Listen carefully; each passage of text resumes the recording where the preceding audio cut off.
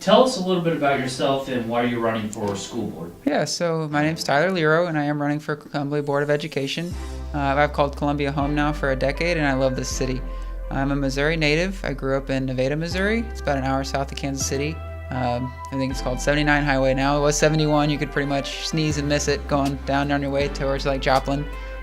It's very much a small town. So I received my public education there, K through 12. And growing up and moving here, I realized how lucky I am to have had good quality access to public education. And I think it's extremely important to have that access not only in rural towns, but in bigger cities like Columbia.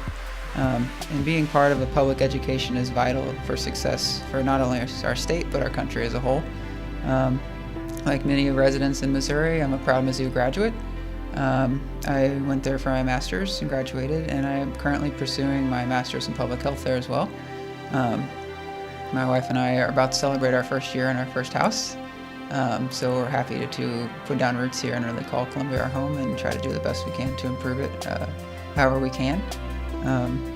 So having spent the better part of 2 decades in the public health kind of arena and working in a teaching hospital, I work at the university, it's given me a unique perspective that I'll bring to the school board.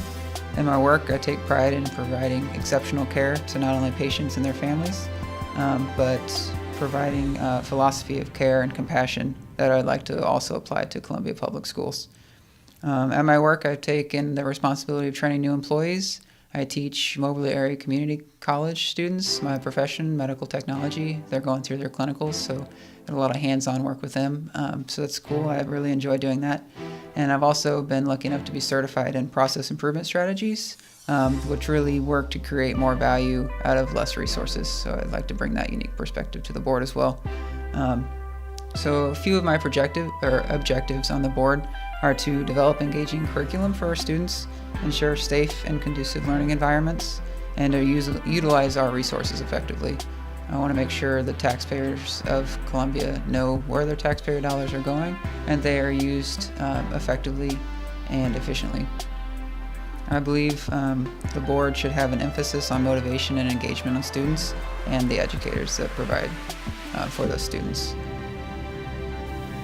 If elected to the school board, what will your top priorities be for the district? Yeah, some of my top priorities to work to inspire students to help bridge the connection between motivation, engagement, and achievement. So as a board member, I'd like to collaborate with teachers, administrators, and the community to set guidelines and policies that move Columbia's education towards a unified collective vision of excellence. I would agree with that goal of the board in Columbia Public Schools to move towards excellence, and I'd like to see and do what I can to keep pushing that towards that goal.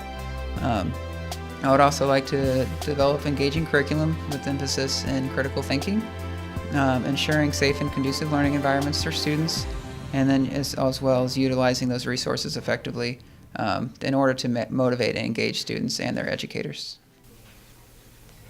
One of the issues the Chamber is advocating for is the ability for the school district to work with the city to create a partnership to transport kids to and from schools. What are your thoughts on this proposal, and are you supportive of it? Yeah, so it's extremely important to be able to have a safe and reliable way to transport students to and from school. Do I believe a partnership could work? Absolutely. But I do believe it needs to be done in a manner that addresses all the concerns that parents, students, and the community might have. Tell us one thing the public might not know about you. So I'm going to sneak in a few. It won't take long, I promise. One is I'm an avid bowler. I've been bowling since I've been young. I enjoy being on a Sunday. It's more of a fun league. It's called a beer league, but we enjoy having fun, just having a good time out there bowling. My wife and I are proud amateur sausage makers. We joined the Worst Fest amateur competition last year and placed 5th. I won't tell you out of how many, but so we enjoy doing that. And then I really enjoy baking and working with my hands in the kitchen as well. And going along with that, I really enjoy doing dishes. So it's one of those things. So. In closing, tell us why the voters should support you. Yeah, so I'm a really down-to-earth person who genuinely cares about my community. It would be such an honor to be in a position to be a force for good in a community such rich and vibrant as Columbia.